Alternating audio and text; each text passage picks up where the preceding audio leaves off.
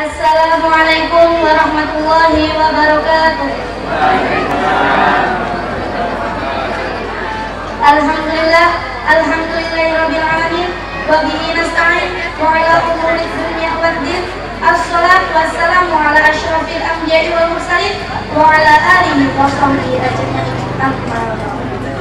Yang terhormat Shahibul Hajat Bapak Muhammad Lukman dan Ibu Siti Maryam, yang saya hormati tokoh agama, tokoh masyarakat, Bapak Ibu tamu undangan, dan yang saya cintai, sohib saya, saudara saya, Fauzan yang saya banggakan, yang mana telah baru saja selesai dihitan. Kita doakan semoga segera sehat dan menjadi anak yang selalu membanggakan orang tua, agama, dan bangsa. Amin ya rabbal alamin. Bapak Ibu hadirin yang dimuliakan Allah, mari kita panjatkan puji syukur kita kehadiran Allah Subhanahu wa Ta'ala, yang mana telah memberikan kita kesehatan sehingga kita dapat berkumpul dengan keadaan sehat walafiat. Sholawat beserta salam semoga tetap tercurahkan kepada junjungan kita Nabi besar Muhammad Sallallahu Alaihi Wasallam. Semoga kita semua mendapatkan syafaatnya di yaumul kiamat nanti. Amin ya rabbal alamin. Baiklah, perkenalkan, nama saya Rahmanur Aini. Izinkan saya berdiri di sini untuk menyampaikan syiar dakwah Islam, yakni dalam membahas tentang hitam. Berbicara tentang hitam, ini erat dengan kisah Nabi Ibrahim alaihissalam. Karena apa?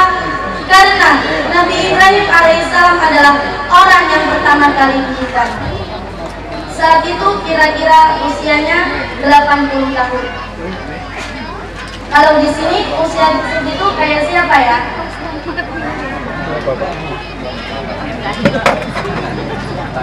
Dulu Nabi Ibrahim dihitan masih menggunakan kapak. Kapak loh Pak, kapak loh Bu. Wow ya. Nanti alhamdulillah setelah udah menggunakan gunting, bahkan pakai laser, tinggal keras, selesai. Pertanyaannya, kenapa harus dihitan? Yaitu untuk menghilangkan najis yang menempel di tubuh kita, sehingga kesucian tubuh kita terjaga dan ibadah kepada Allah menjadi lebih khusyuk dan lebih sempurna.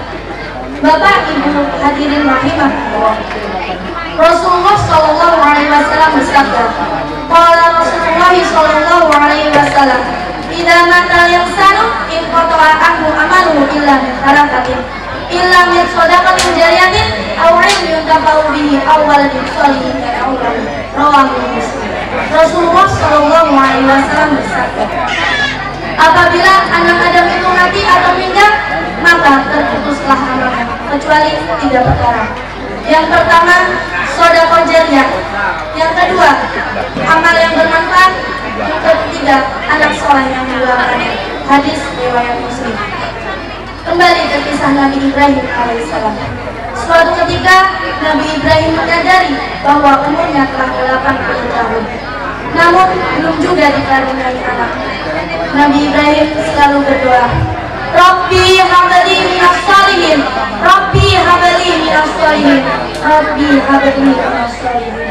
Ya Allah, anugerahkanlah kepadaku anak yang soleh. Saat ini usiaku telah 80 tahun. Apakah kau tidak pandanganku? Apakah kau tidak berkehendak aku untuk mempunyai keturunan seperti hamba-hamba lainnya? Nabi Ibrahim selalu berdoa di sepanjang malamnya. Akhirnya Allah mengabulkan doanya untuk mempunyai keturunan.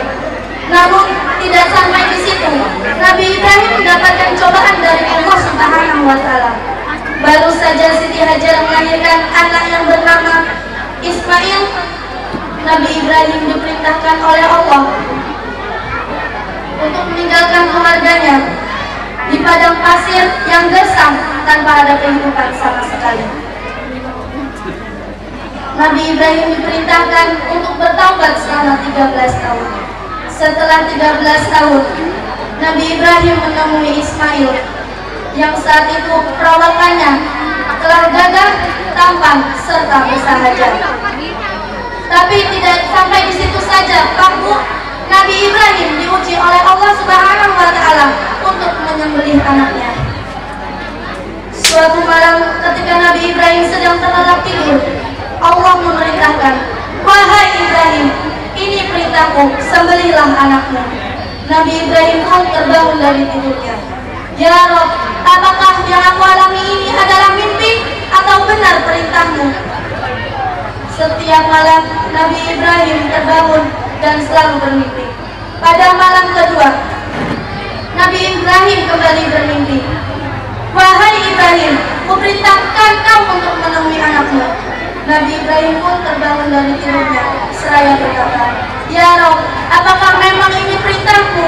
Apakah aku harus menyembelih anak yang aku tunggu-tunggu selama 80 tahun? Ya Allah, aku tidak sanggup, jangan lakukan itu." Pada malam ketiga, Nabi Ibrahim kembali bermimpi. "Wahai Ibrahim, ini perintahku, sembelihlah anakmu." Sontak, Nabi Ibrahim pun terbangun dari tidurnya dan menangis tersedu-sedu menjadi-jadinya. "Ya Rob, apakah ini memang perintahmu? Apakah aku harus menyembelih anakku sendiri? Aku tidak sanggup, ya Allah. Apa yang harus aku katakan kepada anakku?" Nabi Ismail pun terbangun dari tidurnya. "Wahai ayah, mengapa ayah menangis tersedu-sedu? Ceritakanlah ayah." "Tidak nak, ayah tidak akan sanggup ceritakan ini semua kepadamu." "Wahai ayah, ceritakanlah kepadaku. Mengapa engkau menangis tersedu-sedu?"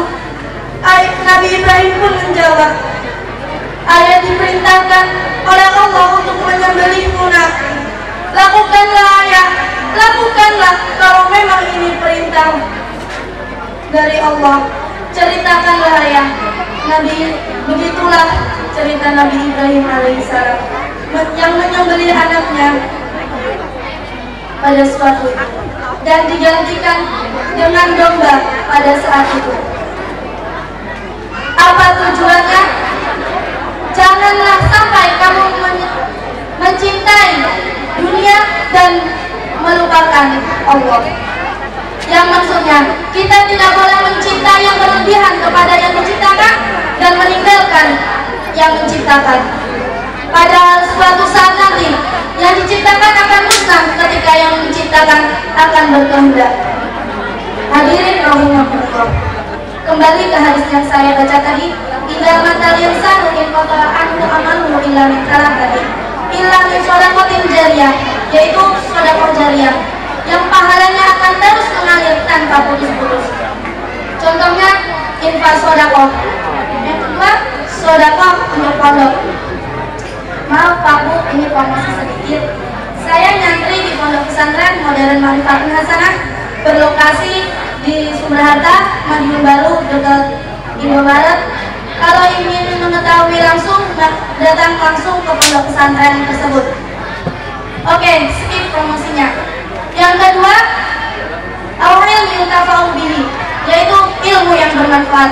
Dan yang ketiga, awaladin sholihin yad'u lahu, anak soleh yang mendoakannya. Maka dari itu, kita sebagai orang tua harus mendidik anak kita agar menjadi anak yang soleh dan solehah.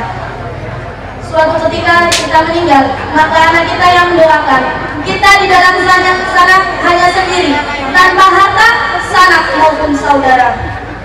Maka hanya anak kita lah yang bisa menemani kita, yaitu dengan doanya tersebut. Akhirul kalam, wabillahi taufiq wal hidayah, walidho wal inayah. Wassalamualaikum warahmatullahi wabarakatuh.